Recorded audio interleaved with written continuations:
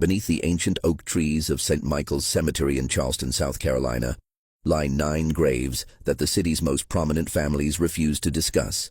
Each headstone bears the name of a wealthy plantation owner who died between 1851 and 1855, all under mysteriously similar circumstances, sudden paralysis followed by what physicians of the time called merciful death. But in 1923, when the cemetery underwent renovation, groundskeepers made a horrifying discovery that city officials immediately ordered sealed from public record. Inside each of those 9 coffins, the wooden lids bore deep scratch marks from fingernails, and the bodies lay in positions suggesting desperate struggles. What the authorities found next would haunt Charleston's elite for generations. A leather journal buried beneath the cemetery's oldest magnolia tree, written in the careful handwriting of a man named Solomon Fairfax, detailing 4 years of calculated revenge that began with a family's screams and ended with 9 men buried alive. Before we continue with the story of Solomon Fairfax and the dark secret that transformed a gentle healer into Charleston's most methodical killer, we need you to be part of our community of truth seekers. Hit that subscribe button and ring the notification bell so you never miss these buried stories from America's past. And tell us in the comments, what state are you listening from? We love hearing from our audience across the country. The journal's first entry, dated March 15, 1851, began with a single line that would explain everything. Today I watched my wife and children burn, and I did nothing to stop it.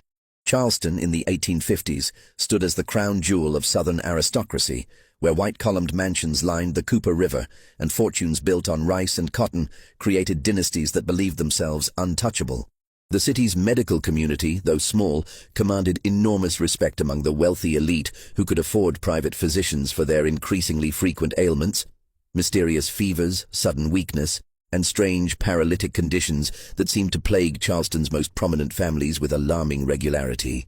Dr. Cornelius Hathaway had established his practice on Meeting Street in 1845, quickly earning a reputation among Charleston's upper class for his innovative treatments and unusual understanding of exotic remedies. His success stemmed partly from his exceptional assistant, a slave named Solomon Fairfax, who possessed an almost supernatural knowledge of medicinal plants and chemical compounds. Solomon had been purchased specifically for Dr. Hathaway's practice after demonstrating remarkable skills in botanical medicine, skills that had been passed down through generations of his family who had served as healers on various plantations throughout the Carolina Lowcountry. Solomon Fairfax was not the typical field slave that populated Charleston's plantations. Standing tall with intelligent eyes that seemed to catalog every detail of his surroundings, he had been educated alongside the children of his previous master, learning to read and write before such education was strictly forbidden. His knowledge of Latin medical terms impressed even Dr. Hathaway, who had come to rely heavily on Solomon's ability to prepare complex compounds and assist with delicate procedures.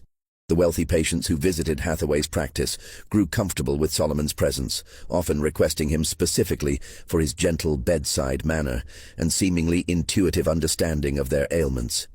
But Solomon's life had not always been confined to the sterile walls of a medical practice. For 32 years before coming to Dr. Hathaway, he had lived on the Peton plantation 15 miles outside Charleston, where he had married a woman named Celia and raised 3 children, 2 boys and a girl, in one of the plantation's slave quarters. The Pempetons had allowed this arrangement because Solomon's healing skills proved invaluable during the frequent outbreaks of fever and disease that could devastate a plantation's workforce overnight. Solomon's expertise had saved countless lives, both slave and free, earning him a measure of respect unusual for someone in his position. He had developed treatments for everything from snake bites to consumption, using a combination of traditional African remedies passed down from his grandmother and new techniques he learned by carefully observing the white physicians who occasionally visited the plantation. The Pembertons had even allowed him to tend to their own family during times of illness, a privilege that demonstrated the genuine trust they placed in his abilities.